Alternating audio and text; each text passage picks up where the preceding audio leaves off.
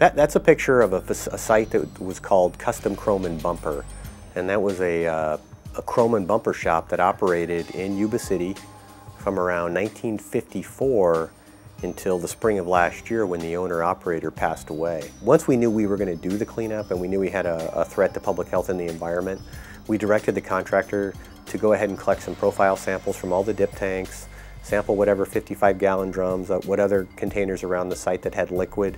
We sent those off to a lab for profiling. So the waste streams that we identified inside the building were the acids, bases, and cyanides. If you bring acids and bases together, you could have potentially an exothermic reaction. And exothermic would mean you would probably have an explosive reaction. So that could pose a threat, especially when we have residential properties that are within 50 yards of the facility. And then also when you mix the acids with the cyanide, you have the chance of producing a cyanide plume coming off the facility, which again would be extremely hazardous to anybody within close proximity. All the 55-gallon drums have been removed. Any other of the miscellaneous containers have been removed.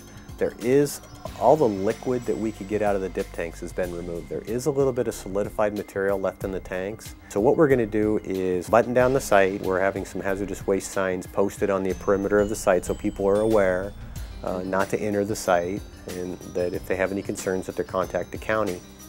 And then probably in late May to early June, we'll go back and remove, there's probably about 4 or 5 dip tanks that have some solidified material at the bottom, and we'll go ahead and remove that material. After we've completed the removal of those 5 or 6 dip tanks that have the solidified material, the emergency response portion of the cleanup will be done.